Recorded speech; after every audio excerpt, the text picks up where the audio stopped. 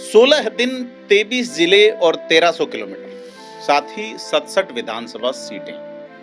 बिहार की राजनीति में यह कोई आम यात्रा नहीं, इसे कहा गया है वोटर अधिकार यात्रा। राहुल गांधी और तेजस्वी यादव ने मिलकर इसे शुरू किया है। मुद्दा है वोट चोरी, लेकिन सवाल यही है कि इस यात्रा से किसे क्या मिला और क्या ये भीड़ जो इस यात्रा में जुटी वो वोटों में तब्दील हो पाएगी। यही सच्चाई आज हम आपके सामने रखेंगे भारत के नजरिए से। नमस्कार, मैं प्रदीप हूं, आप थिंक 360 देख रहे हैं। तो यात्रा का पूरा सफर अगर देखें, 17 अगस्त से सासाराम से शुरुआत होती है। सासाराम वो लोकसभा सीट है जहां से बाबू जगजीवन राम चुनाव लड़ा करते थे। जी हां, आजाद भारत में सबसे अधिक मंत्री रहने वाले नेता। पहले कांग्रेस में, बाद में जनता पार्टी की सरकार में भी नेता रहे। हालांकि राजनीतिक कैरियर बेटे के कृत्य के कारण वायरल हुए। उस जमाने में वायरल शब्द नहीं था, लेकिन वायरल एक मैगजीन, सूर्या मैगजीन, जिसे मनेका गांधी चलाती थी, उसके कारण, बेटे सुरेश के कारण उनका करियर समाप्त हुआ। लेकिन इसी सीट से बाद में उनकी बेटी मीरा कुमार सांसद बनी, लोकसभा अध्यक्ष बनी। तो अब 17 अगस्त को इसी सासाराम से शुरुआत होती है। राहुल गांधी, तेजस्वी यादव, कांग्रेस और आरजेडी साथ साथ चलते रहे। 23 जिलों से होते हुए 1300 किलोमीटर का रास्ता तय करते हैं। यात्राओं में राहुल गांधी को बड़ा रस आने लगा है। हालांकि भारत में राजनीतिक जो भूमिकाएं यात्राओं ने तय की हैं, यात्राओं ने जो भूमिकाएं बनाई हैं, वो दूसरे उपाय नहीं बना पाए। लेकिन क्या यह यात्रा जो है एक बड़ी भूमिका बना पाएगी, बड़ा सवाल है। क्योंकि पटना में गांधी मैदान से अंबेडकर प्रतिमा तक आखिरी मार्च जो है, उसके बीच में प्रियंका गांधी, एम.के. स्टालिन, अखिलेश यादव जैसे नेता भी जुड़े हैं। लेकिन पूरा केंद्र बिंदु रहा राहुल गांधी और तेजस्वी यादव के आसपास।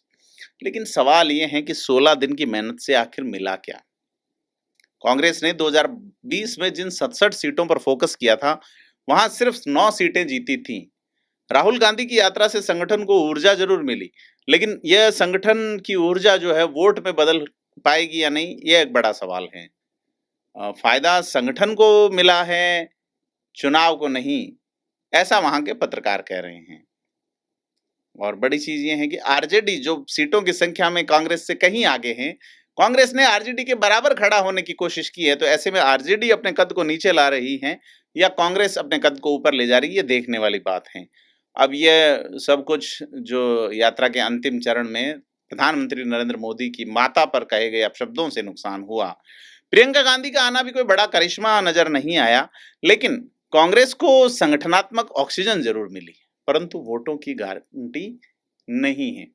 अब आरजेडी की ओर देखा जाए, तेजस्वी यादव जो लालू यादव की विरासत को आगे बढ़ा रहे हैं, उसमें सबसे बड़ा फायदा आरजेडी को ही लग रहा है कि राहुल गांधी और तेजस्वी यादव की केमिस्ट्री नजर आ रही है। एमवाई समीकरण, जिसे मुस्लिम यादव समीकरण कहा जाता है, उसके अलावा अगर दलित वोटों पर भी अगर पकड़ बनती है तो इसका फायदा आरजेडी को होगा। क्योंकि आरजेडी के लिए कहा जा रहा है मुसलमान वोटों का जो बंटवारा था वो रुका है और आरजेडी को फायदा हो सकता है। तो बड़ी चीज ये है कि भारतीय कम्युनिस्ट पार्टी, मार्क्सवादी लेनिनवादी, माले जिसको कहते हैं, उसके दीपांकर भट्टाचार्य भी पूरे 16 दिन साथ चले हैं और गठबंधन में इनकी अहमियत बढ़ी है। और पार्टियों की अगर बात कर रहे हैं तो उसके अलावा वीआईपी पार्टी है, मुकेश सहनी, उनको भी यात्रा में सम्मान मिला। इनके एनडीए में जाने की अटकलें थम गई। मल्लाह समुदाय के वोटों पे असर हो सकता है। यानी रणनीतिक रूप से भले ही भीड़ जुटी हो, परंतु वोटों में तब्दील होना अभी भी अनिश्चितता की ओर है। कई आम लोगों का यह कहना है कि मैं तो पता ही नहीं यात्रा क्यों निकली थी, भीड़ सिर्फ दिखावे की है। लेकिन कुछ लोगों ने वोटर लिस्ट में गड़बड़ी स्वीकार की है।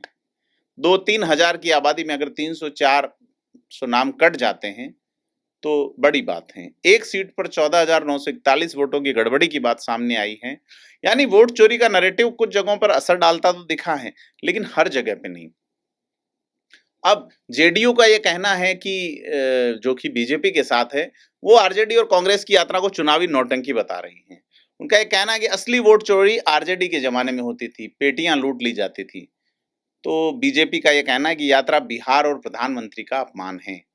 देखिए, नरेंद्र मोदी पे घुमा फिरा के भाजपा ले ही आती है चीजें और यहाँ भी लाई है।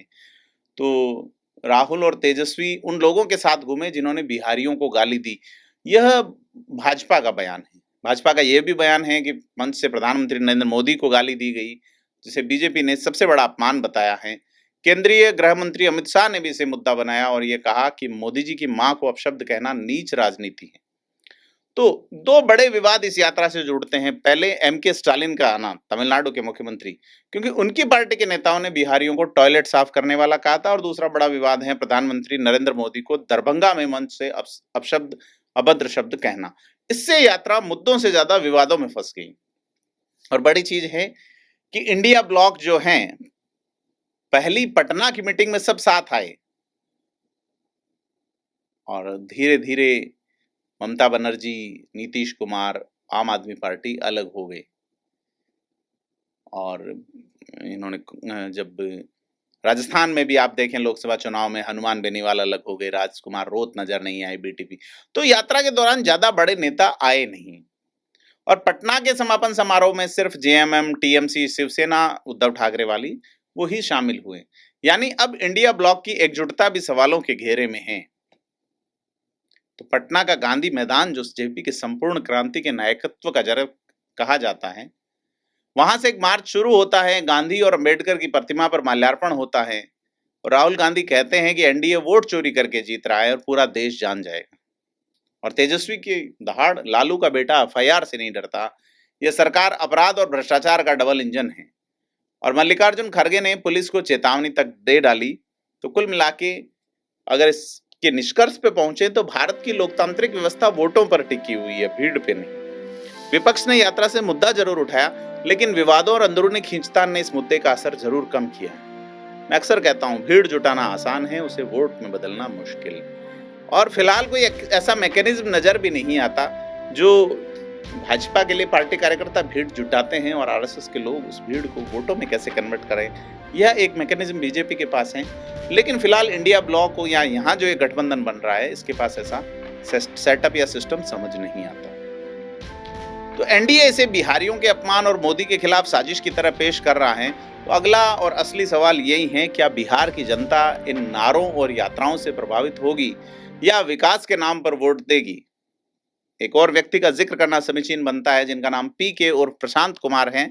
प्रशांत किशोर क्या आउटपुट देंगे, उनकी पार्टी क्या आउटपुट देगी, ये तमाम चीजें हमें दिखाती हैं कि राजनीति की सड़कों पर भीड़ हमेशा दिखाई देती है, लेकिन इतिहास गवाह है, भीड़ हमेशा वोट में नहीं बदलती, वोट में बदलता है भरोसा।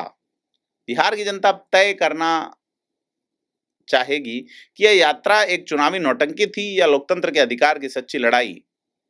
और चूंकि Bharat, we the people of India, Bharat में फैसला, अंतिम फैसला सिर्फ जनता करेगी। आपको क्या लगता है? कमेंट करके बताएं, वीडियो को लाइक शेयर करें। धन्यवाद।